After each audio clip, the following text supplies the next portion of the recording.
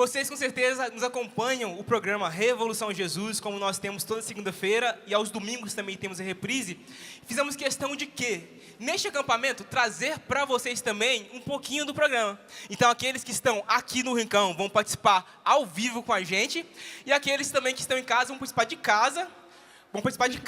Mas vocês também podem interagir durante todo o programa, né, Dai? Porque a gente vai fazer algo diferente. Pode explicar pra gente? Sim, nós vamos abrir uma caixinha aí de perguntas para vocês, que tiverem algumas perguntas para nossos convidados, que são convidados especiais. Então, você que está nos acompanhando aí, você também que estiver aqui, é só entrar no @Revolução Jesus. Nós vamos soltar daqui a pouquinho uma caixinha de perguntas para você fazer uma pergunta. Pode ser qualquer tema, para os nossos convidados que são de peso, hein, Henrique? Exatamente. Vamos lá, Dai? Vamos lá.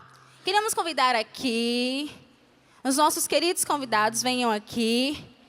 Chega mais, Padre Demétrio! Uma salva de palmas, por favor. Bem-vindo, Padre. Padre, pode sentar aqui, por favor. Gostaríamos de chamar também aqui o padre que esteve conosco hoje de manhã, Padre Douglas. Seja bem-vindo, Padre. Aê!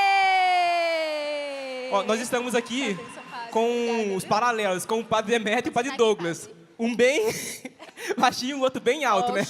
Na altura. Para poder equilibrar. Grandiosidade. Chega mais também Darlene Cristina, nossa pregadora da manhã. Olha aí!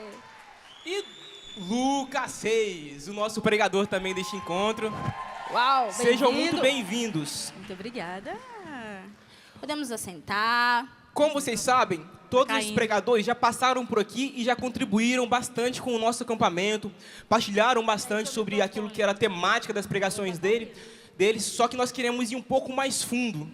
Nós pensamos em trazer um podcast, uma conversa bem interessante sobre o tema Deus tem agenda? Você já se perguntou isso, Dai? Se Deus tem agenda? Eu nunca parei para pensar isso. Não sei se vocês já pararam para pensar, mas Deus, o Criador, o nosso Criador, ele tem agenda? Ele, sei lá, que ele parou assim, fez uma agenda. Será? E aí? É um questionamento que a gente quis trazer. Os nossos convidados também estão aqui para nos ajudar a entender um pouquinho disso. Não só a agenda física, né? Mas os planos de Deus, aquilo que ele pensou e é também aquilo que nós temos, né? Cada um de nós tem uma agenda, a gente se organiza. Então, os planos de Deus com os nossos planos, será que batem? Será que é aquilo que Deus quer para nós? E aí? Vamos começar. Exatamente. Eu gostaria de começar já perguntando, Padre Demétrio, está aqui pertinho. Padre, e também os demais convidados, nós sabemos que nós vivemos uma vida bem intensa, né? Uma vida de várias propostas, nas quais nós podemos escolher aquilo que nós queremos para nossas vidas, mas também existem opções boas e opções não tão boas.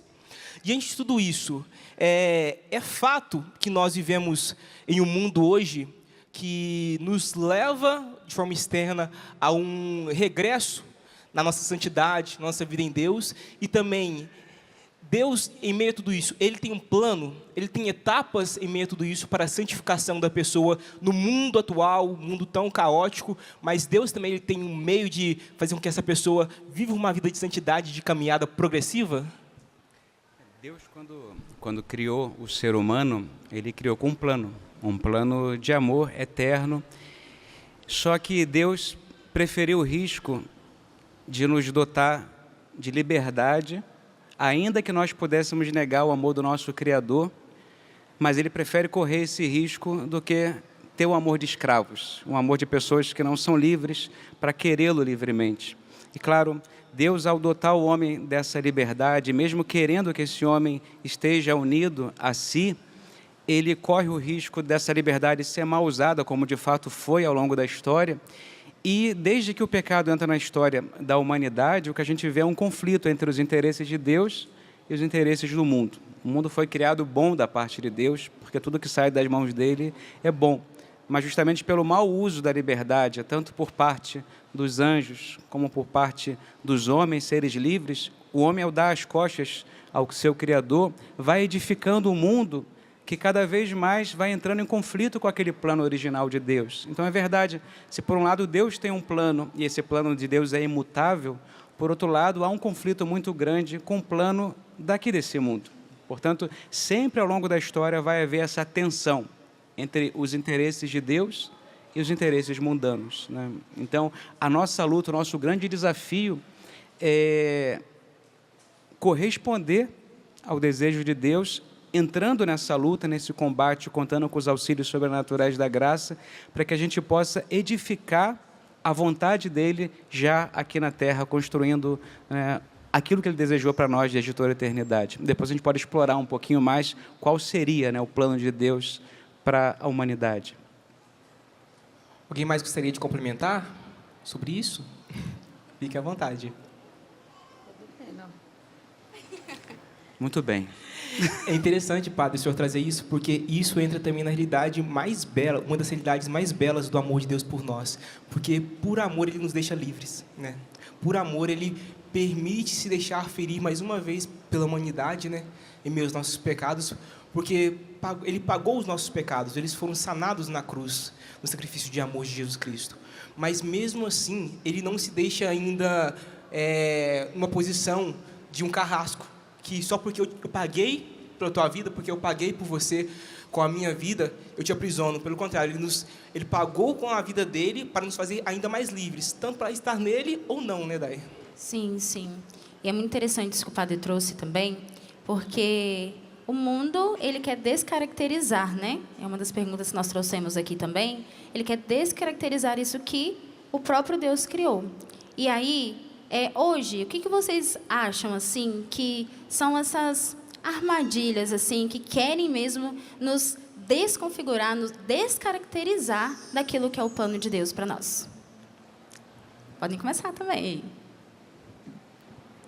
Quando nós usamos a palavra agenda, nós estamos nos referindo a um plano de prazos determinados. A agenda contempla um planejamento de curto, médio e longo prazo. Ela vai dizendo o que nós temos por fazer.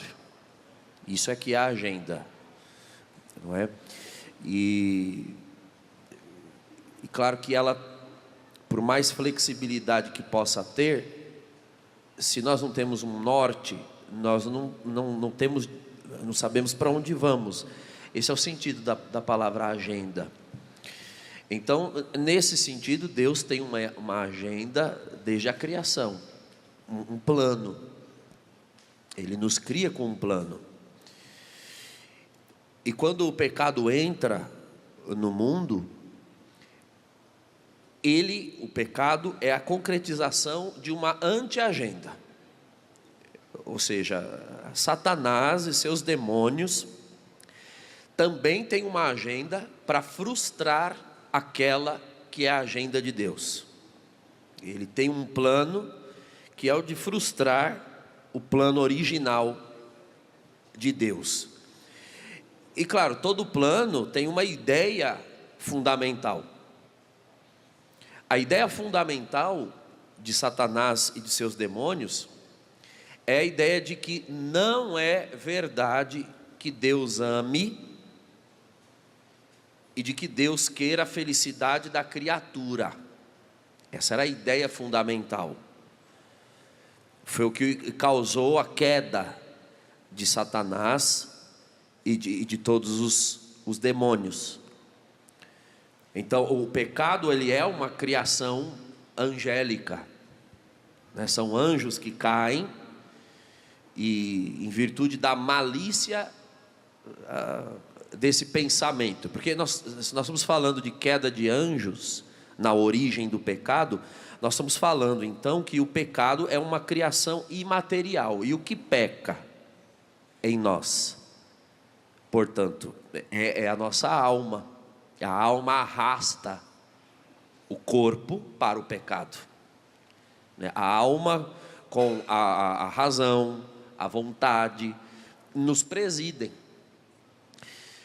Pois bem, então, basicamente, a ideia que está no fundamento da anti-agenda do demônio é não confiar nem no amor, nem no plano de Deus, e dar nas mãos da criatura a autoria da própria agenda. Essa é a questão. Então, faça você mesmo a sua agenda. Você não tem de seguir a agenda de um Deus que, se te amasse, aí põe ali reticências e vai preenchendo com aquilo que mais convém aos demônios. Não é como fez com Adão e Eva no princípio. Não, ele disse isso porque no dia em que vocês comerem, vocês serão como ele. Sempre tem uma proposta mentirosa na raiz e muito sedutora. Então, se amasse, teria deixado vocês comerem do fruto. É o que está ali no capítulo 3 de Gênesis. Então, eu acho que essa é a primeira pergunta que nós temos de nos fazer quando nós formos nos referir a que agendas estão no mundo para frustrar a de Deus.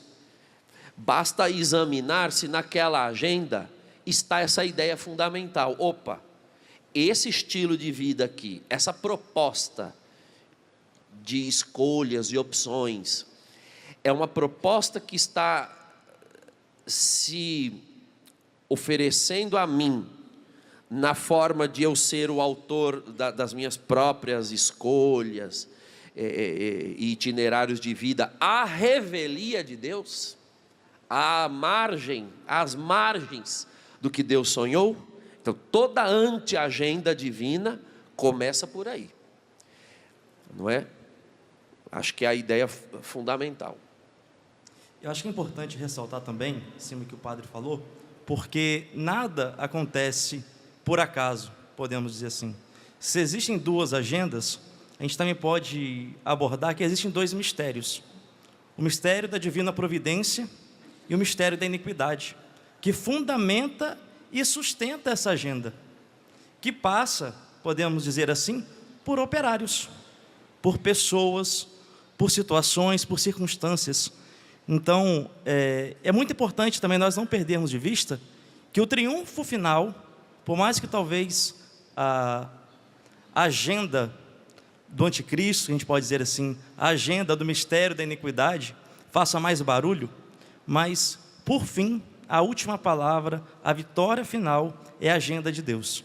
É o mistério da divina providência que vence. Que eu posso dizer até como Paulo fala, né, na carta aos Tessalonicenses, que por fim o sopro da boca de Deus esmagará todo o mal. Então, assim, é um combate que nós vivemos, que a gente não pode ser negligente, mas ao mesmo tempo a vitória é certa naqueles que estão em Cristo Jesus. Lucas, já continuando com você trouxe em relação a isso, me recordo agora também que a sua pregação, o tema foi Fiz Burrada, né? E agora? Muitos de nós, né, até mesmo você que está em casa, com certeza já viveu na sua vida situações de pecado, situações às quais você se sentiu arrancado daquilo que era o caminho que Deus sonhou para você. Padre Jonas, ele tem uma frase incrível, né, que a gente cansa de ouvir na Canção Nova, que é: você não pode frustrar os sonhos de Deus, os planos de Deus para você. Ou seja, Deus tem um plano. Só que em meio a esse decorrer, temos pecados, temos nossas falhas, nossas quedas. O que você diria hoje para um jovem que hoje está se conscientizando disso, falando: nossa, de fato, eu vivi coisas erradas e preciso voltar para Deus. Mas as suas etapas durante a sua vida foram etapas dolorosas, as quais deixaram marcas nele. Como que ele volta para essa agenda de Deus? Como que ele volta para esse ser original? Como que ele volta a sonhar, a deixar, na verdade, se levar para sonhar o sonho de Deus? Olha, Rick, tudo aquilo que nós fazemos, né, aqui também os padres com certeza vão conseguir complementar, porque eles vivem isso no ministério do sacramento da penitência. Mas o pecado em si, ele é perdoado, ele é apagado, mas existem também as consequências do pecado, né? Claro que o nosso Senhor, ele apaga os pecados, mas as marcas, elas continuam. Mas a gente precisa entender também, e não ter um olhar apenas negativo sobre essas marcas, sobre as tendências e as consequências das marcas, ter um olhar também que essas feridas que ficaram, que a gente vai percorrer, vão continuar no nosso caminho de santidade, e ter esse olhar, não um olhar meramente positivo, não, mas um olhar de esperança, por uma expectativa que não é desse mundo, que as nossas chagas serão chagas gloriosas lá no céu. É que eu me recordo de uma frase de Santo Agostinho, quando ele vai falando de São Paulo, que todas as coisas acontecem, se manifestam para aqueles que amam a Deus. Aí ele complementa dizendo: até mesmo o pecado. até o pecado, de certo modo, nosso Senhor consegue tirar de um bem, tirar uma graça, tirar uma virtude, tirar um aprendizado.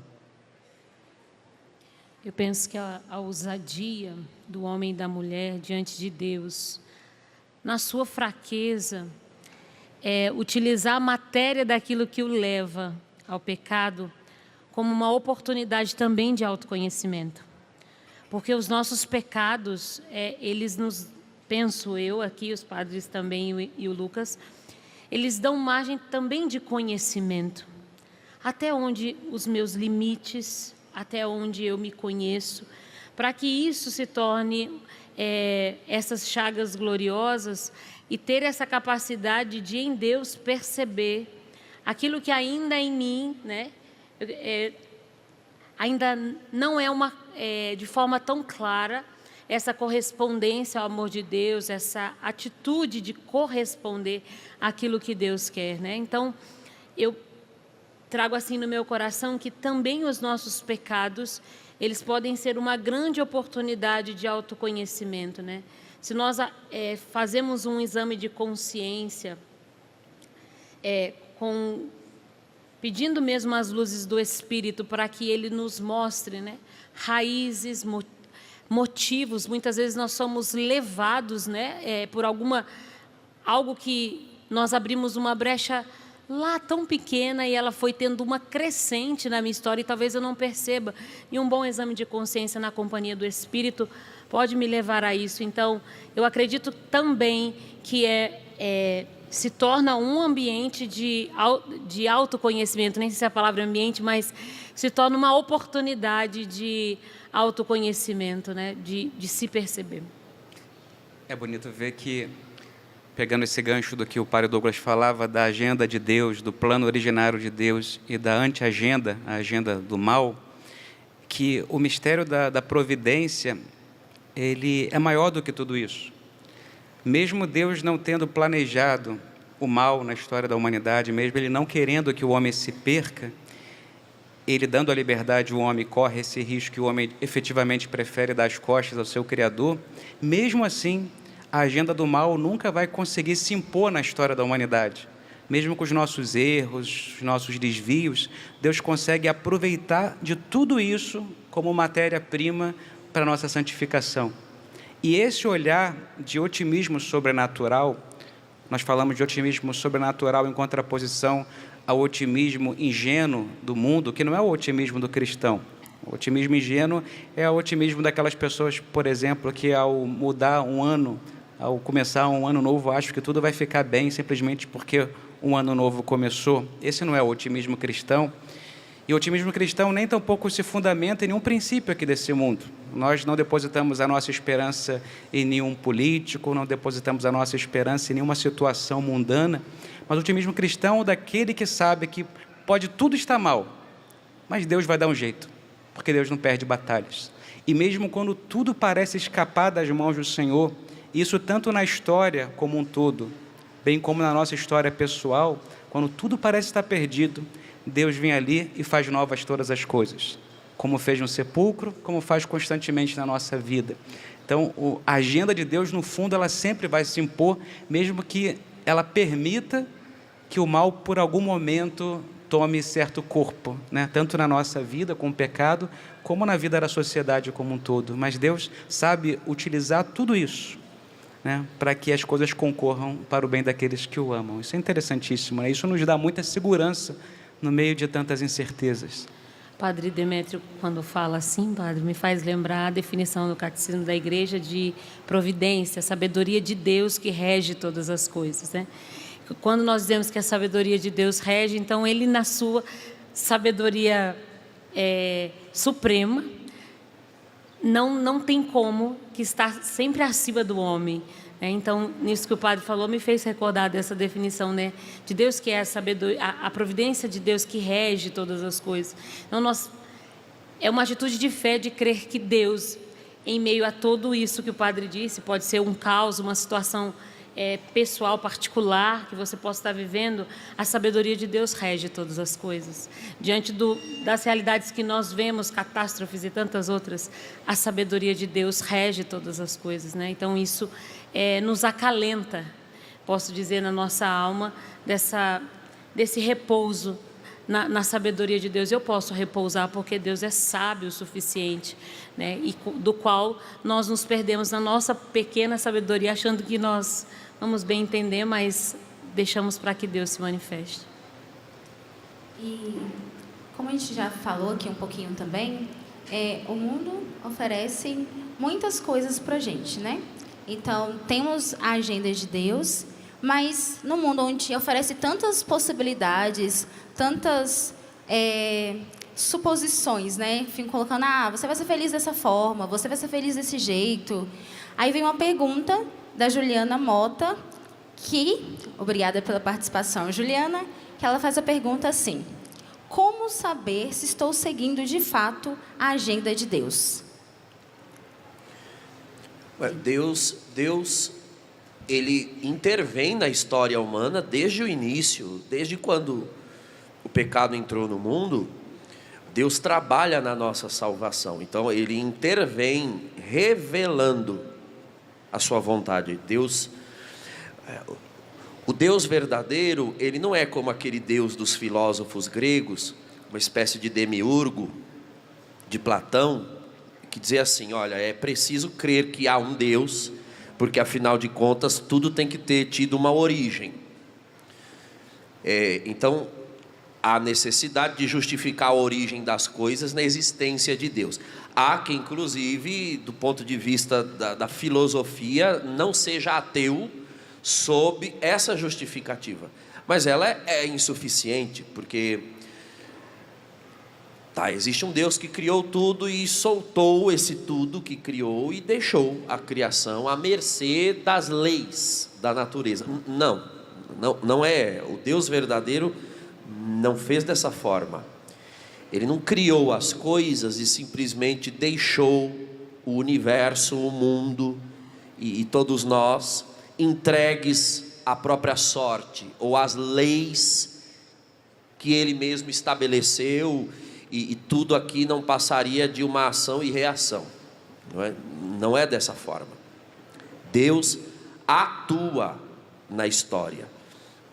Então é necessário saber ler a vontade dele, o desígnio dele, a agenda dele na revelação.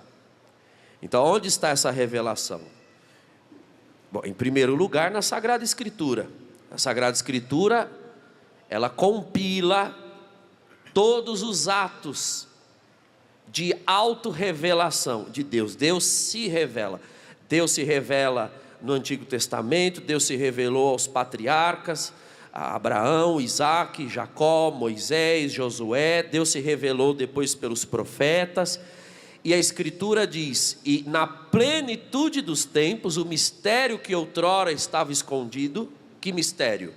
O próprio Deus. Porque antes você tinha palavras enviadas de Deus, sinais manifestos de Deus, mas não Deus mesmo. Quando chegou a plenitude dos tempos, o mistério, ou seja, Deus mesmo, foi revelado a nós pelo Espírito. 1 Coríntios capítulo 2, versículo 9. Esse mistério foi dado a conhecer, que é Jesus Cristo. Agora, Jesus viveu neste mundo, historicamente viveu, pregou, anunciou o reino, chamou os discípulos, dentre eles os apóstolos, morreu, ressuscitou, subiu aos céus e não deixou uma linha escrita. Uma linha escrita. Porque o que é que Jesus deixou na terra? Jesus deixou uma igreja. Essa história, Jesus não fundou igreja. Meu Deus do céu. E um magote de 12 marmanjos, apóstolos, é o que aquilo ali? Era uma gangue? Era a associação de moradores do bairro? Não, aquilo ali é uma igreja. Os apóstolos, os discípulos, que é a comunidade dos crentes ao redor do Senhor, dotados do Espírito do Senhor. Então é o que São João diz no início do Evangelho e diz no início da primeira carta: o que vimos, o que ouvimos, o que nós tocamos do verbo da vida, isso é o que nós comunicamos a vocês. Então nós temos aqui um conjunto de discípulos, apóstolos, que ouviram do Senhor, comeram com o Senhor, viajaram com o Senhor, andaram com o Senhor, viram o Senhor ressuscitado, estiveram com Ele após a ressurreição. Estes pregaram e transmitiram essa agenda. Jesus é a agenda material. Acho que um dos dois fez a pergunta no início: será que Deus tem uma agenda não só material, mas espiritual? Sim, Deus tem uma agenda material. Jesus Cristo, o verbo se fez carne, pessoa, matéria. Jesus é uma agenda material. Quem o vê, vê o Pai. Ele disse: quem me vê, vê o Pai. Quem vê Cristo, vê a agenda de Deus. O falar de Cristo é o falar de Deus. O pensar de Cristo é o pensar de Deus. Então, esses apóstolos, esta igreja, prega a palavra, a transmite ao longo dos séculos, e muito desta pregação, aliás, tudo desta pregação é ou posto por escrito, aí nós temos a escritura no Novo Testamento, e transmitida depois, que é o que nós chamamos de tradição apostólica. Então os santos padres, e ensinada ao longo dos séculos, que é o que nós chamamos de magistério. Então assim, como saber se eu estou na agenda de Cristo? Palavra de Deus, escritura, a tradição de 2000 anos, e o que sempre se praticou desta palavra. Então Jesus é esse evangelho, e esse evangelho, ele se perpetua na vida dos crentes, na vida dos fiéis. Paulo diz na segunda carta aos Coríntios, no capítulo 3, vós sois cartas vivas de Cristo, não escritas em tábuas de pedra mais, ou com tinta, mas com o sangue de Cristo, com o Espírito de Deus. Então, basta que você se compare a Cristo e com a igreja. A igreja, quando eu digo a igreja é verdadeira, a igreja santa, a esposa de Cristo. E olhe para o projeto de Deus, a agenda de Deus efetivada, encarnada, traduzida na vida daqueles que corresponderam a essa agenda, que são os santos. É uma coisa óbvia.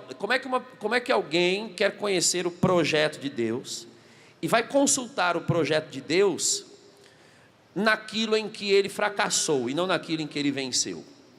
Não é? Há quem olhe para a igreja e queira olhar defeitos da igreja, aqueles que deram escândalo na igreja, aqueles que caíram na igreja. Ora, mas isso não é a igreja. Se eu perguntasse: padre, o senhor precisa fazer uma pesquisa sobre o budismo, então o senhor vai perguntar para o pior budista que o senhor encontrar, ou o senhor vai preferir escutar um monge tibetano que está lá na neve fazendo há 50 anos? Eu acho que esse tem mais autoridade para falar sobre o budismo do que alguém que diz que é budista aí do meio da rua e a gente nem sabe se é. Não é assim? Com qualquer credo funciona assim. Então, você quer saber qual é a agenda de Deus, o sonho de Deus, o projeto de Deus que foi deixado, enviado ao mundo em Jesus Cristo? Tem que olhar para aqueles que foram fidelíssimos a Ele. Fidelíssimos. Então, o que é a igreja, né? A agenda cumprida, a que deu certo, são os apóstolos, são os mártires, são os confessores, as virgens, a Santíssima Virgem Maria. Isso é a igreja, essa é a agenda. A agenda é essa aqui é a palavra que deu certo e está dando. Porque se o Espírito que fez estes se tornarem a agenda ambulante, não é? A vida de Cristo traduzido, o desejo, o desígnio de Cristo traduzido na vida deles, se esse Espírito é o mesmo que nos foi dado no batismo, então a agenda ainda está em andamento e é possível fazer parte dela. Uma vez, padres e irmãos estão aqui, que nós entendemos que nós temos de fato uma agenda, que Deus tem uma agenda, sabemos que essa agenda um dia chegará até o seu fim. E para nós que cremos em Cristo e esperamos a sua vinda, sabemos que essa agenda, né, terrena aqui na Terra se findará com a chegada de Jesus Cristo. Nós vivemos para isso, dedicamos nossas vidas para isso, saímos de nossas casas, evangelizamos para isso. Mas, ao mesmo tempo, também entendemos o quê? Se nós que estamos em Cristo sabemos que existe um fim humano, material aqui para essa agenda, também o demônio sabe disso.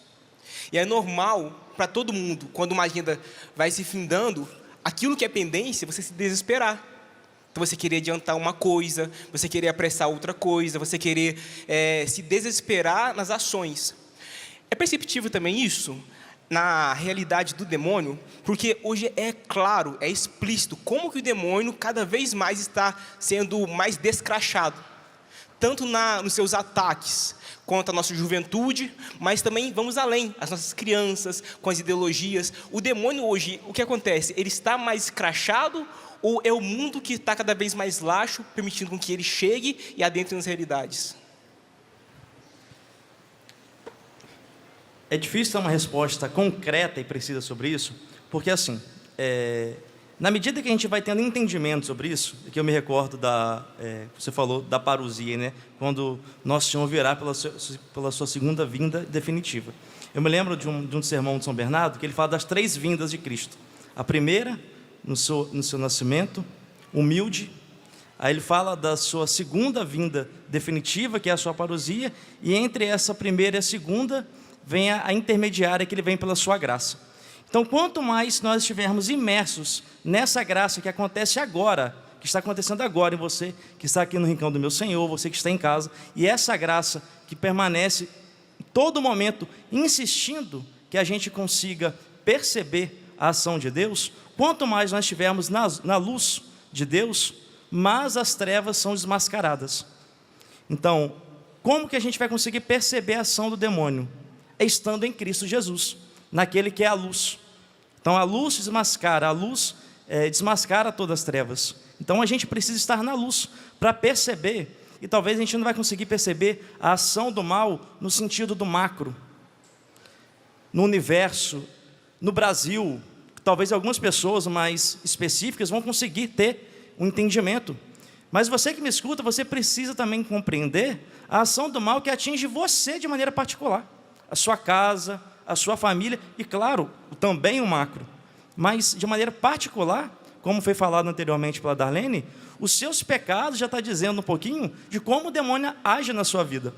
Então, da mesma maneira que o demônio agiu em Eva, como foi falado, né, em Gênesis, por um espírito de engano, foi por engano, também nos fins dos tempos, vai ser por engano, que vai acontecer a apostasia, vai ser por engano que vai acontecer as pessoas perderem a fé, o esfriamento da fé virá por um espírito de engano.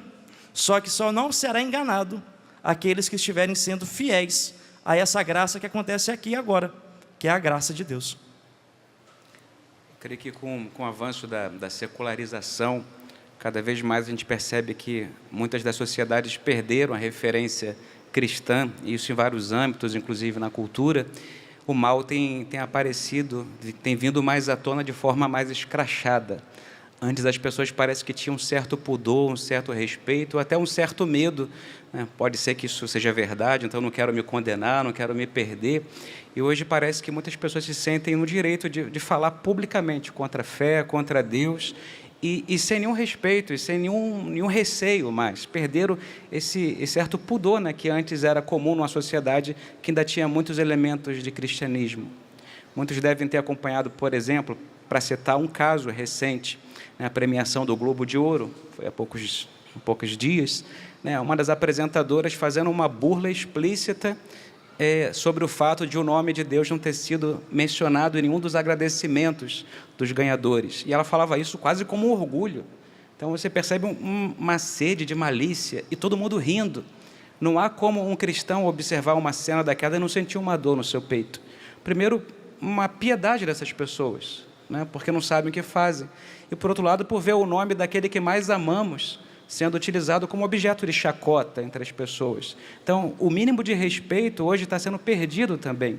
Então, eu creio que nesse sentido, talvez como num ato de desespero também do maligno, a gente não sabe também o que está aí por detrás movendo a sua agenda, as coisas têm se tornado mais claras, né? Aqueles que dizem que não são de Deus e que são contra os planos de Deus têm aparecido mais publicamente, têm se sentido com maior título de cidadania para poder pregar o anti-evangelho. Então, nesse sentido, as coisas têm aparecido, sim, mais violentamente. É um tempo de provação muito difícil para nós católicos. No entanto, esse tempo tem mostrado, assim, de forma mais clara a diferença entre o joio e o trigo. Nesse sentido, assim, a gente pode ver quem quer ser de Deus e quem não quer servi-lo. Mas as coisas estão sendo bem mais claras do que antes. Me fez lembrar um fato da vida de Santa Teresa de los Andes, o padre contando sobre essa premiação do Globo. A mãe dela desejava muito que ela fosse numa festa de debutante, como na época, e ela, com seus 18 anos, 17, 18 anos, ela não queria ir, não queria estar, não queria. E aí ela foi rezar. E quando ela foi rezar, Deus disse para ela: esteja neste lugar, que de forma explícita não iria ferir a fé, né? Mas era um baile ali, familiar e tudo. Mas aí ela disse: eu estarei, porque serei a única pessoa pensando em ti naquele lugar. Porque quando nós nos colocamos nessa atitude explícita, talvez contra o maligno, talvez seja você o único naquela situação, naquele lugar do qual você é chamado. É claro que aquilo não pode não ir de encontro à fé que você comunga, mas que você alimenta, mas talvez seja um caminho também que nós possamos trilhar, de que é preciso que eu esteja, que talvez ali naquele lugar não tenha ninguém que fale do nome de Deus. Talvez você pode ser convidado para uma premiação e ali não se fale de Deus, mas você ali faz memória do que Deus atribui como talento àquelas pessoas. E me fez recordar de Santa Teresa de los Andes, porque ela dizia: aqui as pessoas não pensam nele, mas eu penso nele. Né? É como que uma reparação, se eu posso dizer assim, de escassez de fé, de escassez do nome de Deus, né? E aí ela diz: eu aqui pensarei em ti. E ainda voltado para esse tema que o padre falou, né? De estarem mais escrachados, estarem falando de forma mais aberta, né? Surgiu uma pergunta sobre a questão de estão mais escrachados, estão falando de forma mais aberta, porque nós cristãos estamos deixando de falar? Hoje os jovens têm se debatido muito sobre isso, que eles não têm mais essa coragem de chegar e dizer que ser essa pessoa, assim como Santa Teresa de los Andes, né? De fato chegar e ser essa pessoa e mostrar que não, eu acredito em Deus. A nossa fé tem baixado, a gente tem deixado de falar e por isso tem dado mais espaço. Quais dicas a gente pode dar para esses jovens que se encontram nessa situação hoje? Eu acredito que hoje, de fato, tudo tem maior publicidade. Pelas redes sociais e etc. Então, vamos supor, algo que no passado a pessoa acreditava ser uma vontade dela, um pensamento dela. Hoje, por redes sociais, você encontra outras dezenas que pensam e querem a mesma coisa que você. Isso para o bem e para o mal. O Padre Demétrio acabou de dizer, fica mais evidente hoje a distinção entre o joio e o trigo. De fato, porque aquilo que já era joio, talvez era tomado de certa timidez em se revelar. O que vão pensar, o que vão achar de mim? Mas aí, de repente, as redes sociais, né, eu lembro que isso, a primeira vez que eu comecei a ver esse tipo de coisa, são as velhas e antigas comunidades do Orkut, né, essas que já nem existe mais. Mas foi a primeira rede social, são comunidades online, onde você encontra vários tipos de pessoas por afinidades. Então, começaram a surgir essas primeiras redes sociais, hoje há uma amálgama delas, uma série delas. E o que acontece é que, quando eu descubro que outros tantos pensam e querem a mesma coisa que eu, para o bem ou para o mal, surge uma espécie de solidariedade naquela inclinação. É uma expressão que a gente usa em doutrina social da igreja. Há uma solidariedade tanto para o bem quanto para o mal. Então, para fazer o que não presta, se eu encontrar outros tantos que queiram fazer a mesma desgraça que eu, nós nos encorajamos e fazemos juntos.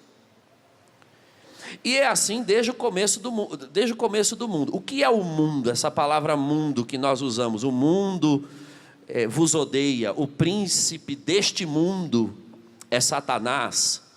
Mundo nada mais é do que a soma dos nossos estilos de vida criados a partir da carne. Então você tem ali as obras da carne listadas por Paulo em Gálatas 5. Vamos supor, fornicação. Tem lá uma das obras da carne, fornicação. Mas o fornicador é ele mais outra pessoa. Mas se tem ele que é fornicador, ela, ele. Bom, então cria-se uma estrutura de fornicação. Aí você cria ali uma zona, né, um prostíbulo. Aquilo ali é o mundo, é a amplificação daquilo que já existia na carne. A carne sou eu, o mundo somos nós na carne, é uma coletividade na carne.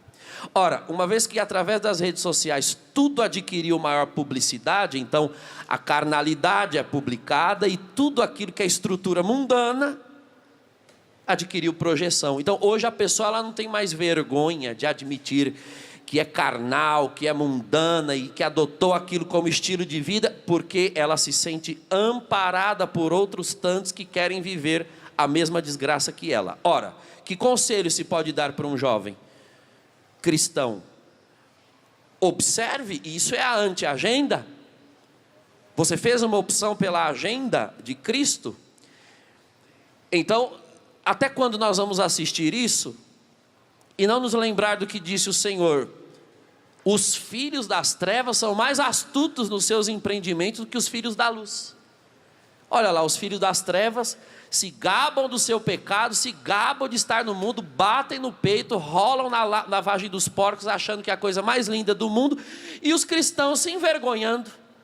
Vai rezar o terço na rua, esconde, deixa eu pôr aqui, aí o padre não quer vestir de padre, a freira não quer vestir de freira, o jovem quer se vestir como um pagão, as pessoas querem viver exibindo os próprios corpos, as pessoas têm vergonha. Até quando os filhos das trevas vão ser mais astutos, mais ousados, mais corajosos? Eles cheios do espírito do mundo e nós dizendo que estamos cheios do espírito de Deus? Desculpa, mas os que estavam cheios do Espírito de Deus, desceram o pé na porta do cenáculo e saíram gritando e anunciando maravilhas.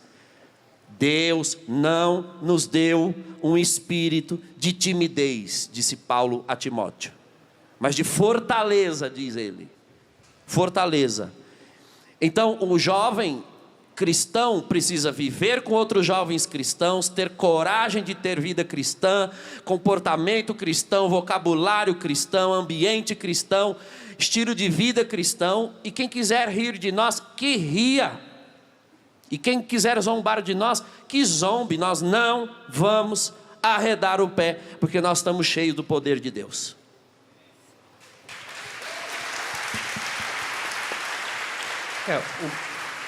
O grande segredo para contrarrestar essa agenda do mal é justamente a solidariedade no bem. Ou seja, a gente perceber que há pessoas, eu vou dizer, a maioria das pessoas, mesmo que não cultive uma fé, guarda ainda um resquício de bom senso. E muitas das coisas que a gente vê imposta na agenda do mundo não é aceito pela maioria. É imposto, só que a maioria ou silencia, é omissa porque tem medo, ou às vezes até, de certa forma, aprova aquilo. E muitas vezes nós cristãos tacitamente aprovamos esse comportamento, por isso que essa agenda vai se alastrando. A partir do momento em que a gente começa a fazer um contraponto, olha, tem muita porcaria em música, em filme, na cultura, a partir do momento que a gente fala assim, olha, não vamos assistir, na minha casa não entra, eu não vou dar dinheiro para essa gente. E o dinheiro é o tema que funciona para os materialistas. Porque hoje a gente vê um recuo muito grande da agenda atual, justamente porque a gente está mexendo no bolso dessa gente. Então, mexe no bolso deles, que eles vão recuar e daqui a pouco vão estar rezando o credo em latim. Né? Então, o grande segredo é esse, é a gente não bater palma para essa gente, a gente dizer, não concordo, isso não vai entrar na minha casa, e vão fazer um filme falando disso, e uma música daquilo, e não vai ter audiência nenhuma, e vai fracassar, como tantos que têm fracassado agora, eles vão perceber, isso aqui não dá lucro. Ainda que seja por uma questão material, eles vão recuar. Mas a gente precisa fazer um barulho do bem. A nossa omissão é a grande responsável pelo alastramento do mal. Então, não se trata de ser bonzinho. Eu não faço mal a ninguém. Sim, mas eu tenho que influenciar positivamente e entrar nos ambientes. Nós precisamos de pessoas boas em todos os ambientes, como professores universitários, como pessoas que estão no mundo da cultura em geral, da música, do cinema, enfim, os católicos querendo se retirar para os desertos afora e o mundo continua se perdendo. Eu vos envio para o meio do mundo. Não vos peço que os tireis do mundo, ó Pai, mas que os livreis do maligno. A gente precisa atuar como fermento na massa. Esse é o nosso lugar. Enquanto a gente se recolher para fazer os nossos guetos dos santos, dos perfeitos, o mundo continua se perdendo. E não é a vontade de Deus para nós. Deus nos quer ali, como fermento na massa. Então a gente precisa fazer esse bom barulho. Né? Esse bom barulho com qualidade, é isso que vai contrarrestar a agenda do mal. Né? É nítido como que hoje, cada vez mais, até mesmo com o despontar das redes sociais, é mais explícito muitas coisas, né? Tanto as boas quanto as ruins. Tanto que nós vemos despontando muitas pessoas que talvez não teriam acesso a evangelizar como evangelizam hoje por meio das redes sociais. E o demônio sabe muito bem disso. Ele é estratégico, né? Ele sabe ver os tempos e as pessoas e as potencialidades de cada um para fazer o que pode fazer. Vocês percebem também, e isso é real, que existe também um investimento do demônio em cima do jovem que hoje está na universidade, em cima do jovem hoje que está em casa, do jovem hoje que está namorando. Existe ali uma sedução diferente do demônio em cima desse período da vida que ele vive?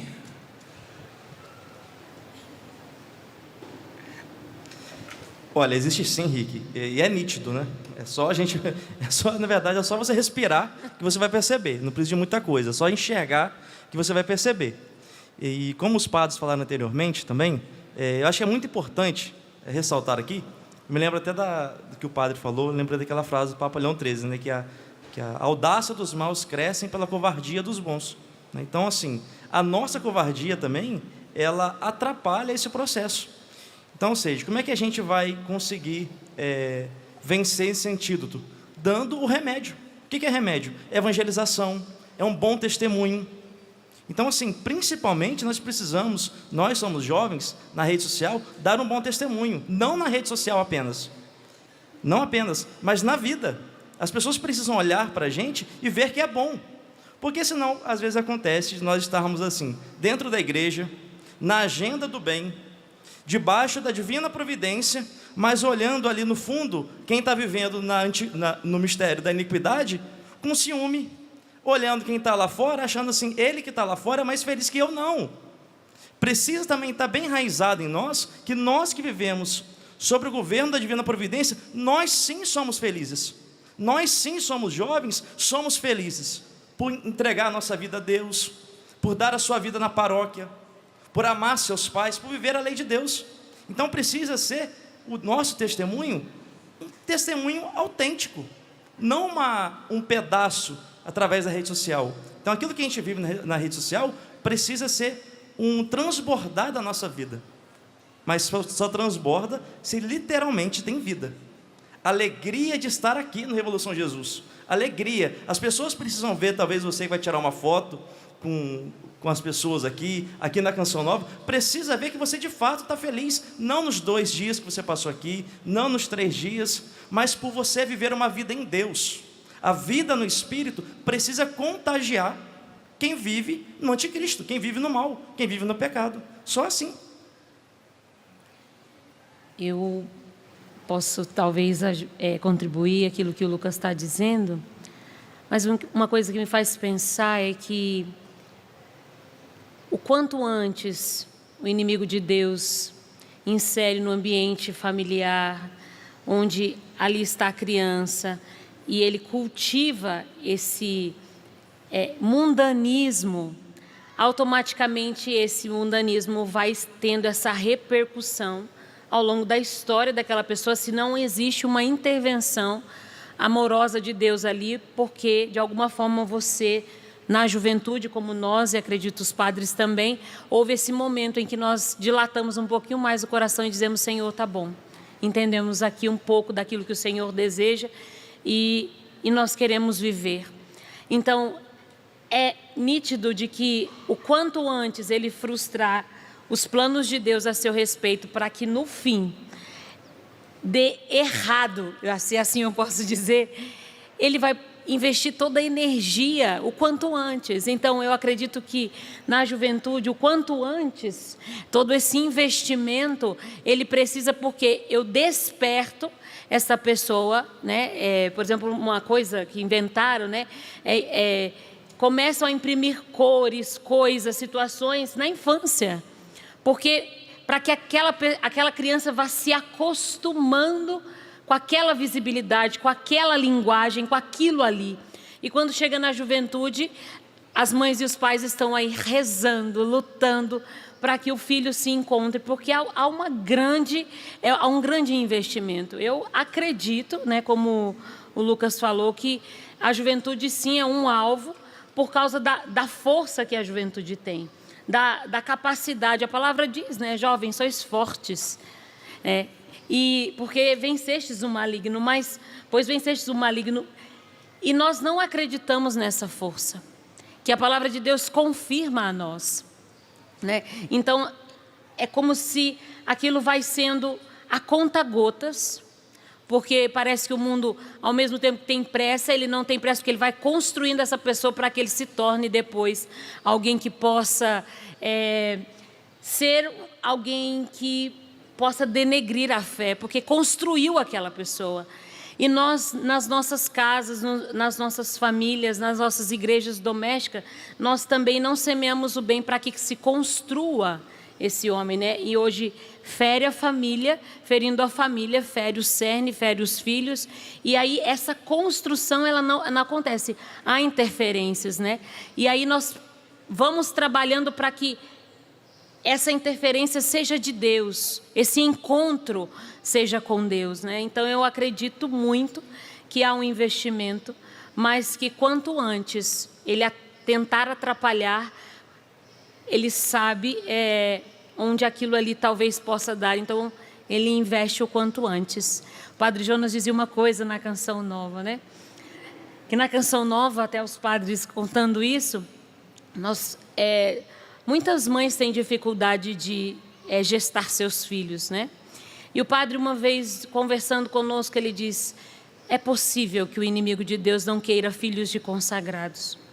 E que no ambiente em que a vida é celebrada e que ela venha, a vida não acontece. Ela acontece fora. E aqui no ambiente onde nós estamos, em que nós celebramos quando uma pessoa está grávida, que a vida veio, que o Deus da vida, né, permitiu. E aí o padre dizia, né, nós vivemos grandes provações e também na carne, para que os filhos sejam gerados, e filhos em Deus num ambiente como esse. Então nós percebemos que há a investida e nós nem tudo vemos, mas o que vemos retrata a nós que sim. Eu queria provocar uma coisa aqui também, Rick, assim, em cima do que a Darlene falou, porque a pergunta foi sobre a questão de jovens. Veja, assim como o mal, o maligno, sugere o pecado, sugere a maldade, o Espírito Santo, ele, desde que eu saiba, ele continua sendo o mesmo Espírito que foi derramado em Pentecostes. Então, ele continua inspirando. Então, assim, esteja aberto, porque às vezes a gente vai esperar.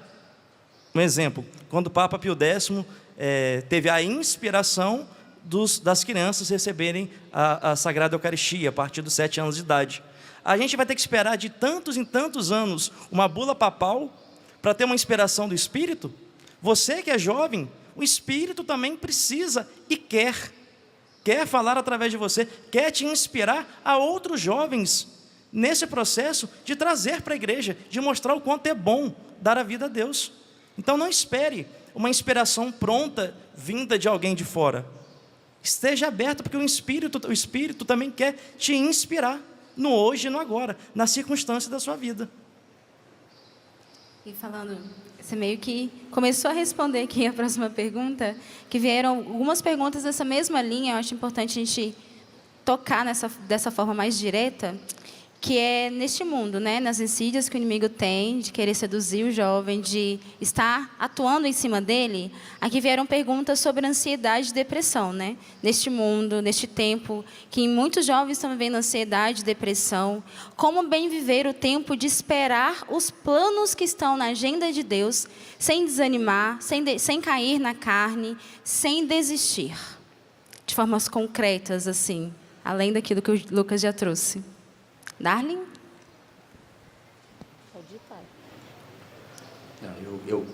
Eu chuto a bola e alguém marca o gol aqui, depois. Veja, nunca se ouviu tanto falar em doenças da alma como atualmente. Depressão e ansiedade. Existem duas razões, do meu ponto de vista. Então, aliás, duas possibilidades, melhor dizendo, duas possibilidades. Primeiro, ou já existiam essas doenças, mas elas não recebiam a publicidade que hoje recebem, uma vez que nós dissemos aqui que hoje as informações são muito mais rápidas, diretas e amplificadas.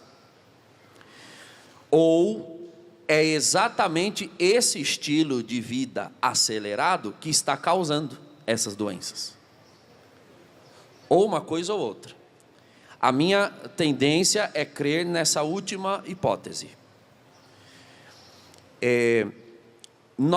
Quando eu digo nós seres humanos inventamos um estilo de vida para o qual nós não fomos criados por Deus para viver.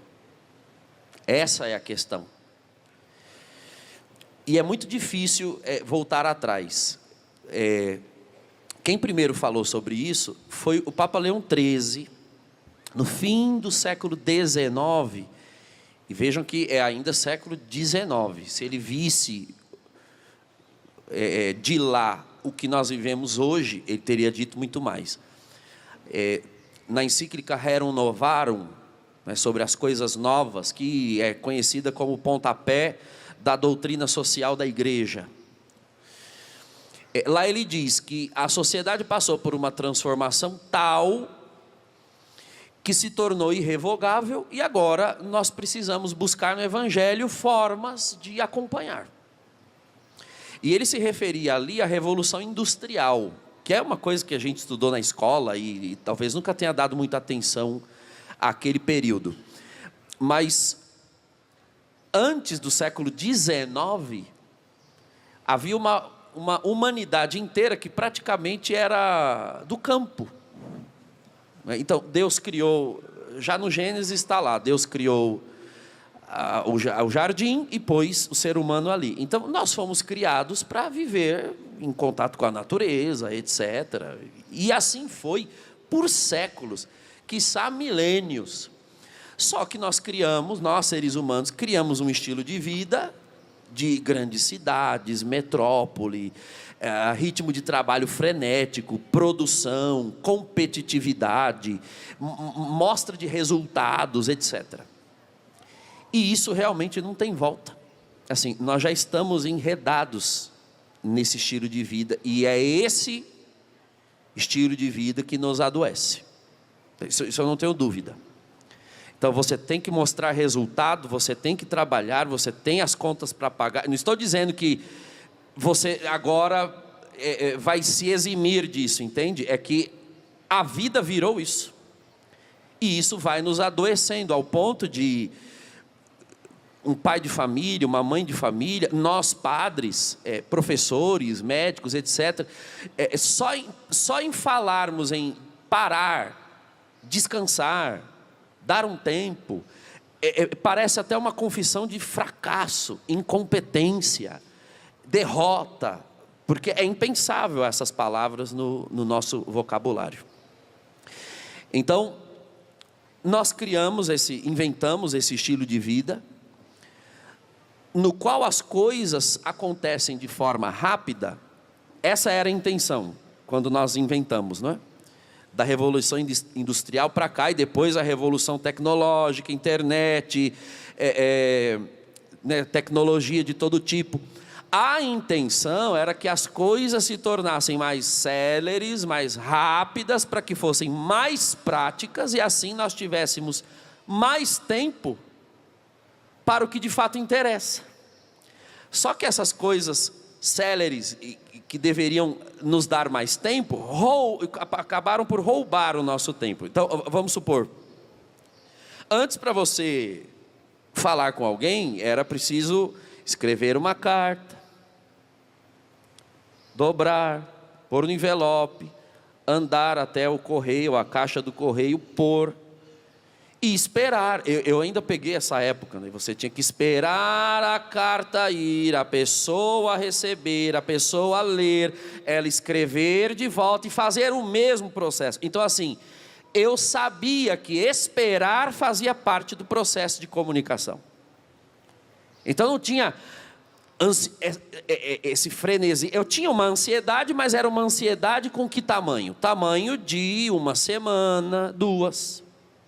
Hoje, você manda um áudio ou uma mensagem e a sua ansiedade tem qual tamanho? Segundos. Né?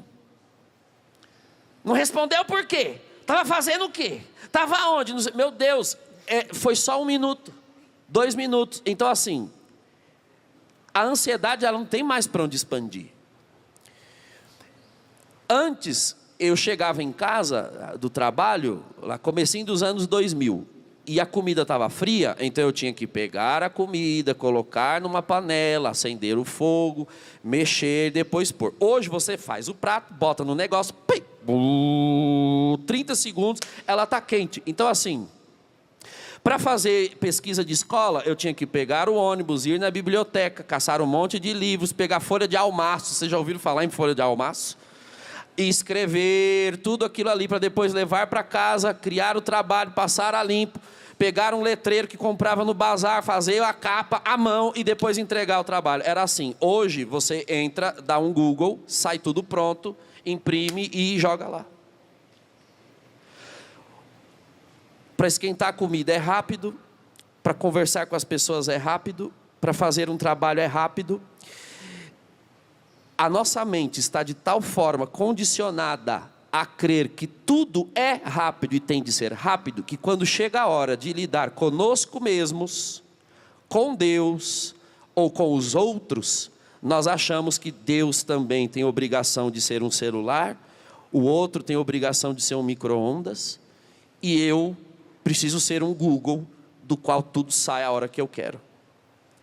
Nós estamos coisificando, nós estamos tecnologizando nossas relações, nossos sentimentos, nossas emoções. E é por causa disso que começamos a ficar ansiosos e deprimidos quando descobrimos. É uma descoberta que ela não é muito consciente, ela é mais subconsciente ou até inconsciente. Quando a vida não segue o ritmo ou os efeitos ou tem as consequências que nós achávamos que ela tinha que ter, porque afinal de contas tudo é tão rápido, célere e funciona como eu programo. E quando tudo dá errado, então eu me entristeço, me frustro e me deprimo. Ou estou ansioso porque tudo tem que ser rápido e não é. Ou estou triste porque eu gostaria que fosse e não foi. Então, não sei se eu me fiz entender aqui um pouco, não é muito uma aula ou uma palestra, é uma apreciação. Eu realmente acredito que o estilo de vida material ao nosso redor começou a nos codificar, sabe? Domesticar, a pensar como se tudo na existência fosse como são as coisas que nós criamos. A alma humana não é uma internet. A minha relação com Deus não é uma pesquisa no Google. Então, eu já mandei aqui minha mensagem para Deus, estou esperando Ele responder. Ele não é assim, Ele não responde desse jeito. Por isso que alguns fogem da religião ou fogem do cristianismo, porque do ponto de vista tecnológico, a relação com Deus é frustrante. Que você manda um zap para ele na oração e não vem assim, pronto, um áudio, tudo certinho, bonitinho. Não, ninguém mais tem paciência de esperar Deus falar, de aguardar o tempo de Deus, de aguardar os sinais, de esperar as respostas, de buscar na palavra. Blá, blá. Ninguém mais tem. Porque tudo tem que ser rápido. Quem disse, quem falou, quem determinou? O estilo de vida que a gente criou, para nós é como se nós tivéssemos criado uma gaiola para pôr alguma coisa dentro, nós mesmos nos colocamos lá e trancamos por dentro e jogamos a chave fora. Eu queria só completar, não completar, né? Porque o padre não precisa completar, mas eu dizer também, o padre falando que me fez pensar da ansiedade e da depressão, que um dos antídotos é que você pare. Está dizendo para nós aquilo que nós devemos voltar e aquilo que o ritmo que o padre disse, né? Porque muitos dos exercícios de jovens e que a gente acompanha e que a gente experimenta, o que o psicólogo ou psiquiatra diz, diminua o seu ritmo. É como se ele estivesse dizendo, esse movimento criado não é mesmo um movimento. Então, até a respiração, né? Ele fala, para, respira, toma consciência do seu presente para que você volte ao ritmo, né? Então, olhar para uma realidade dessa que cria uma patologia para tentar me comunicar que eu devo parar. Sabendo que não foi o ritmo daquilo que o padre disse. Que nós criamos, mas não foi o ritmo do qual para que nós fomos criados. Então, a ansiedade e a depressão está nos dizendo de um ritmo criado e que nós precisamos parar. Se você for ao médico, ele vai dizer, você precisa parar. Né? E nós vamos vendo isso, como que as coisas respondem para nós a realidade que nós estamos. Amém. Muito obrigado, viu? Agradeço o Padre Douglas, o Lucas, Darlene, o Padre Demétrio. Foi muito bom. Com certeza, se tivéssemos mais tempo, essa conversa daria 3, 4 horas, porque é um tema muito vasto, que vem de encontro com a realidade atual que nós vivemos, né? Então, muito obrigado pela contribuição, não só nesse programa, nesse momento, mas em todo o acampamento. Contaremos com os senhores, com o Lucas, com o Dali, em mais ocasiões. Muito obrigado, viu? Padre, para a gente poder encerrar de uma forma bem em Deus, né? O senhor poderia nos abençoar com a relíquia de Carlo Acutis, que é um beato, né, que vai se tornar santo, que é um exemplo para todos nós de alguém que soube enxergar a agenda de Deus com pouca idade, mas segui-la de forma fiel. Então vamos pedir à Santíssima Mãe de Deus e ao beato Carlo Acutis que intercedam por nós no fim desse programa. Ave Maria, cheia de graça, o Senhor é convosco. Bendita sois vós entre as mulheres, bendito é o fruto do vosso ventre, Jesus. Santa Maria, Mãe de Deus, rogai por nós, pecadores, agora e na hora de nossa morte. Amém. O Senhor esteja convosco. Pela intercessão da Santíssima Virgem Maria e pelos méritos do beato Carlo Acutis, cujas relíquias aqui veneramos, abençoe-vos o Deus Todo-Poderoso, o Pai e o Filho e o Espírito Santo. Amém.